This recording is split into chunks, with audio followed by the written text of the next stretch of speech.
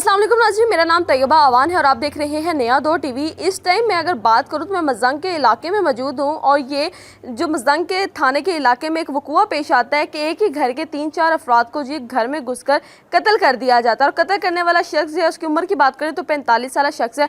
ये स्टोरी क्या है ये आज हम आपको बताते हैं। उस पहले नंबर पर हम आपको सिचुएशन दिखाते हैं कि आखिरकार यहाँ पर हुआ क्या है। ये एक प्लाजा है जहाँ पर एक एक कमरे के कम से कम 10 से 15 जो है वो कमरे मौजूद हैं एक एक पोर्शन पर। हम लोग सबसे लास्ट पोर्शन पर मौजूद है।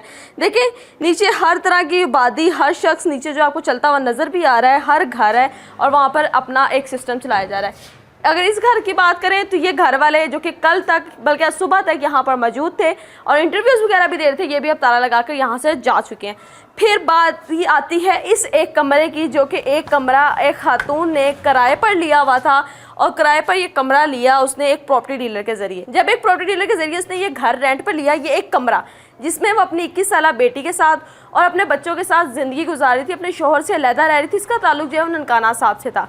इसकी दोस्ती हो जाती है उस प्रॉपर्टी डीलर के साथ जिस प्रॉपर्टी डीलर ने उसको ये कमरा लेकर दिया। ये कमरा आपको दिखा सकते हो। इस टाइम ये टूटा हुआ क्यों है? ये टूटा हुआ इसलिए है क्योंकि यहाँ पर वो शख्स आता है और वो अपने आप को जो है ये साबित करने की कोशिश करता है कि तुमने मेरे साथ जो वादा किया वो पूरा नहीं किया, लेकिन मैं तुम्हें इसकी सज़ा ज़रूर दूंगा। और वादा ये था कि मैं तुम्हें अपनी बेटी का रिश्ता दूंगी जिसकी उम्र तकरीबन 21 साल है और 21 साल की बेटी का रिश्ता 45 साल शख्स से ये खातून करना चाहती थी और वो भी इंटरेस्टेड था इस सब चीज़ों में कि वो भी यहाँ पर शादी करना चाहता था। मुबैना तौर पर यह भी कहा जाता है कि बेटी के भी ताल्लुकात जो हैं वो इस शख्स के साथ थे। ये मुबैना तौर पर खबर जो है हमें नेबर्स ने दी, उन्होंने बताया कि उस शख्स का इस घर में इस फ्लैट में आना जाना लगा रहता था क्योंकि उसका काफ़ी आना जाना था। और ये सिर्फ एक कमरा है। कैमरा मैंने अगर आपको दिखाए अंदर से तो इसके अंदर देखें फ्रिज वगैरह हर चीज़ वैसी पड़ी है, ब्लड पड़ा हुआ है और आके जी पाँव से ये दरवाज़ा तोड़ा जाता है। दरवाज़ा तोड़ के फायर किए जाते हैं जिसमें बच्चे जो हैं 2 अभी ज़ख्मी हैं, वो ज़िंदा बच सकते हैं, उनके चांसेस हैं, लेकिन कुछ जो हैं वो अल्लाह को प्यारे हो चुके हैं। यहाँ पर भी फायर किया गया साथ वाला की, इसलिए वो डर के यहाँ से भी जा चुके हैं।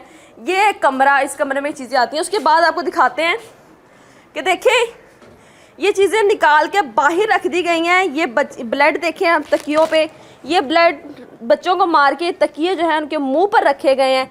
ये सब चीज़ों पर ब्लड लगा हुआ है, लेकिन यहाँ पर कोई चीज़ उठाई नहीं गई कि यहाँ से कुछ उठाया जाए। सब तकियों पे ब्लड है। ये देखें आयशा नाम था खतून का और हाथ तो नहीं हम लगाएंगे लेकिन आपको दिखा देते हैं कि जी ये देखें ये चाबियाँ, इस ताले की चाबियाँ ये पड़ी हुई हैं और ये कुछ मेडिसिन भी मौजूद हैं, जूते ऐसे ही पड़े हुए हैं, ये कीज़ और इसके साथ कुछ चीज़ें और भी दवाई वगैरह मौजूद है।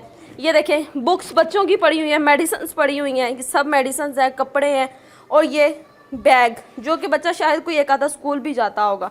ये सब चीज़ें, ये उसका सामान पड़ा है, ये फ्रिज वगैरह पड़ी हुई है। ये छोटी सी ज़िंदगी गुजारने वाली खातून जिसकी उम्र बताई जाती है कि ये 45 साल शख्स के साथ रिलेशन में थी, इसने मकान लिया, फिर अपनी बेटी का रिश्ता मुबैना तौर पे कहा तो करवाना चाहा। कोई बर्थडे सेलिब्रेशन थी, बर्थडे सेलिब्रेट करनी थी। देखें बर्थडे का सामान जो है वो यहाँ पर मौजूद आपको नज़र आ रहा है कि यहाँ पर कैंडल्स नज़र आ रही हैं, बर्थडे की स्टिक नज़र आ रही है, बलून्स नज़र आ रहे हैं और क्या पता कितनी की खुशियाँ यहाँ मनानी होंगी, कितनी खुशियों का इंतज़ार किया जा रहा होगा, कितनी खुशियाँ उसने देखनी होगी आगे अपनी औलाद की।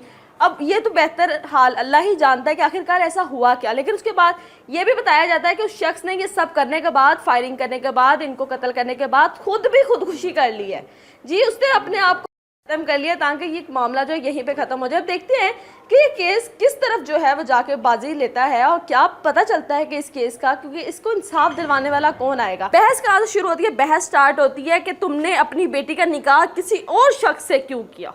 मसला सारा यहाँ से स्टार्ट होता है कि जब तुमने मुझसे कहा था और जब मैंने कहा था कि मैंने ये रिश्ता लेना है, तुमने मुझे रिश्ता नहीं दिया, इनकार किया, तो तुमने अपनी बेटी का निकाह कहीं और क्यों किया। यहाँ से लड़ाई स्टार्ट होती है।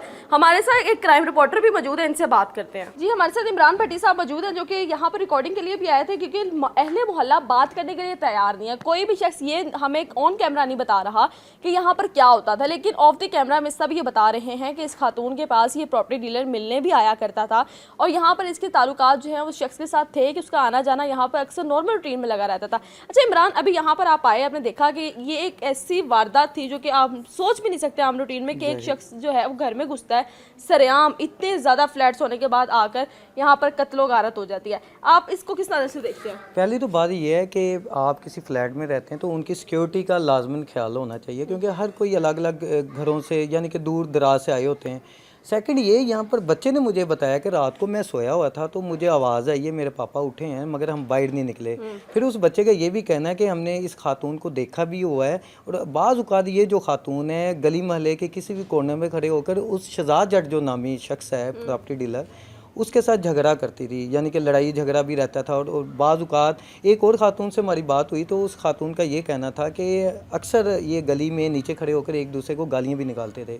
मतलब यहाँ पे लड़ाई झगड़ों वाला मामला कुछ टाइम पहले से चल रहा था। अब ये जो जैसे रात को हुआ है तो उनका ये भी कहना है कि जी हम नीचे थे तो आवाज़ें कुछ ऐसी आ रही थी कि दरवाज़ा खोलो, दरवाज़ा खोलो, दरवाज़ा नहीं खोल रहे थे। फिर कुछ चीज़ें तोड़ने की आवाज़ आई तो फिर मैंने ये भी उनसे जानने की कोशिश की कि अक्सर ये जो दरवाज़ा टूटा कैसे टूटा, कहीं फायर मारा, क्या किया है। तो कुछ का ये कहना है कि जी वो उन्होंने टांग मारी होगी और ये दरवाज़ा वैसे टूट गया हल्का सा, तो दरवाज़ा यहाँ पर सिक्योरिटी के खास इंतजाम नहीं है। अब देखें कि बेशक जो भी थी एक अकेली खातून थी, अपने हस्बैंड के बगैर यहाँ पर ज़िंदगी गुजारी थी, बच्चे छोटे थे, बेटी का सिर्फ निकाह करने पर ये सारे मामला पेश आता है। तो आपको क्या लगता है कि उस शख्स ने तो खुद भी खुदकुशी कर ली है, खुदकुशी उसने क्यों की गई होगी और अगर अब इसको इंसाफ कौन दिलवाएगा इस फैमिली को? अच्छा, इस हवाले से भी मैं आपको आगाह करता हूँ क्योंकि जब उस शख्स को ये सुनने में आया कि नीचे 15 को कॉल कर दी गई है, फिर उसके बाद वो खुद पैनिक हो गया। जब वो खुद पैनिक हुआ उसने कहा कि मैंने तो इतने कत्ल कर दिए हैं तो अब ये मेरा भी बचना नामुमकिन है। तो जो खातून का ये कहना है कि जैसे हमने कहा कि जी कॉल करें तो कॉल हुई, 15 को कॉल हुई तो उसने वहीं पर फिर अपने आप को शूट आउट कर लिया, यानी कि वो पैनिक होकर उसने फिर उसे भागने का रास्ता नहीं मिला क्योंकि नीचे जितने फ्लैट वाले थे वो सब उठ गए थे। अब उसे पता था यहाँ से मैं निकल नहीं सकता क्योंकि ये बिल्कुल आपको पता, अगर हम बात करें ये बिल्कुल सबसे लास्ट पर आ जाता है और नीचे जो है काफ़ी ज़्यादा फ्लैट्स आते हैं, वो भी हम आपको दिखा देंगे। नाज़रीन, अब देखते हैं कि इस फैमिली को इंसाफ कौन दिलवाता है, इस फैमिली के पीछे बैकग्राउंड जो है वो किसका होगा। अभी जो FIR दर्ज हुई है वो इनके दामाद की मुद्दत में ये पर्चा भी दर्ज हुआ है। देखते हैं कि अब आगे जो है वो दामाद जो है वो क्या इंसाफ दिलवाता है कि इसके पीछे केस को लेकर कौन चलेगा। नाज़रीन, आप लोगों की क्या राय है मुझे लाजमी कमेंट सेक्शन में बताइएगा। मुझे दें इजाज़त, अल्लाह हाफिज़।